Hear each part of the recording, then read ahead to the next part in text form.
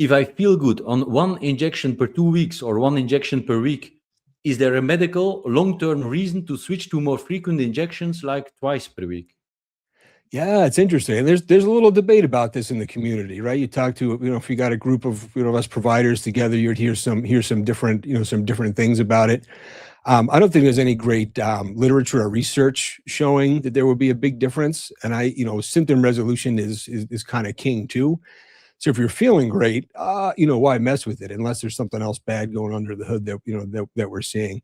I do think most people seem to do a little bit better with more frequent injections. And even if they are feeling good and don't notice anything different, they might notice some difference in some other parameters on their blood work if they did change that kind of thing.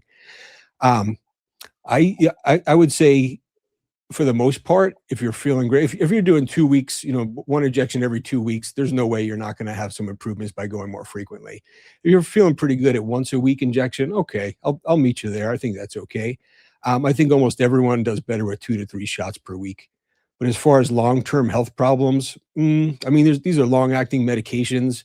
The difference we're talking about is probably not going to be a huge difference. I know that's not a popular opinion with everyone, but yeah, somewhere between 3 shots per week and maybe very, very few folks will do okay with with one and feel great long term.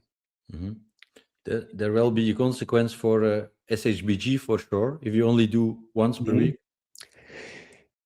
Yeah, and I've seen, and I'm hesitating here too because I've seen some guys where it doesn't seem to make a whole lot of difference, but it certainly can. It certainly can, right? So if you have someone who's a high, and that might adjust over time too, depending upon your labs. So that's why it's important to get some some comprehensive labs, see where the SBG is going, because things can change, right? You start taking an exogenous hormone like testosterone, it's going to start driving your SHBG down, and now you might have to change the protocol.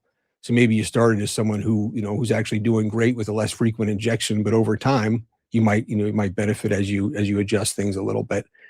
And SHBG itself as a health marker is a pretty interesting one, right? I mean, you definitely don't want to see it going too low. That's definitely a sign of some bad things happening metabolically.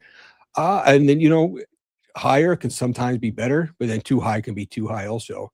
So not a number to chase, something to keep an eye on and definitely adjust as you go. But if I'm starting off someone fresh, I'd never start them at just 1 injection per week. No way I'd start them at 2 per week. Usually I have about three times per week. I'm sorry, I should say no way I would do them, once every 2 weeks, not 2 times per week. Sure. Most of my guys start at 3 injections per week. Some of them do good with 2. I think every patient I have right now who's doing once a week is someone who came to me from somewhere else and has been doing it for a long time, and they feel great and their labs look great, and they don't want to change anything, so we just leave it. But for the most part, I think more frequent is you're probably just going to feel a little better whether you know it or not. Sure.